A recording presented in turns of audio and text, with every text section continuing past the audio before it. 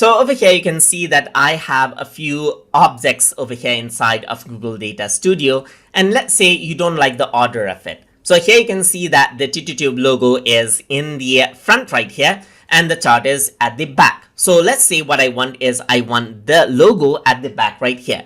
So in that case, what you can do is you can right click, and then what you can do is you can go around and arrange this out. So you can go to the order right here, and then you can send this to back, and it goes to the back, as you can see right here.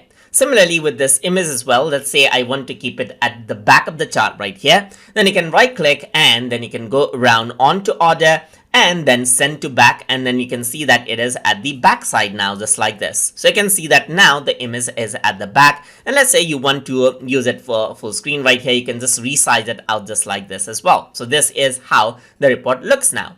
So you can see that this is what you have, and if you want to bring this to the front again, you can go around and then you can bring this forward right here, and it comes forward, as you can see. And here are multiple charts, and they are all in order, as you can see. So if I want to bring this to the top, I can right click, click on order, and then I can bring this forward, as you can see right here. If I were to go around and click on send to back, then it goes to the backmost area, as you can see right here. It goes way back, as you can see, even besides this image right here. But if you just want to come one step further, let's say for example, let me just go around and then resize out this image. I want this, I don't want this as a background anymore. And I just want this particular element to come one step forward. Then I can right click, and I can go around into order.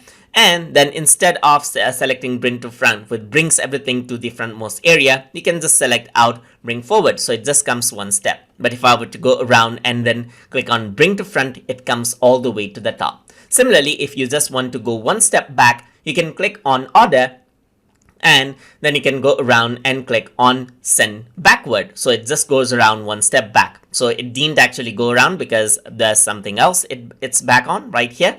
So you can see that it's actually in the back of this now. So if I were to go around and then go to order and click on send backward, it goes one step back of the other object. Similarly, you can go around over here. You can see it's back off that right now. Then you can go around onto order, send backward, then it goes one step backward. And in this case, you can see that this is the other layer that it went back off.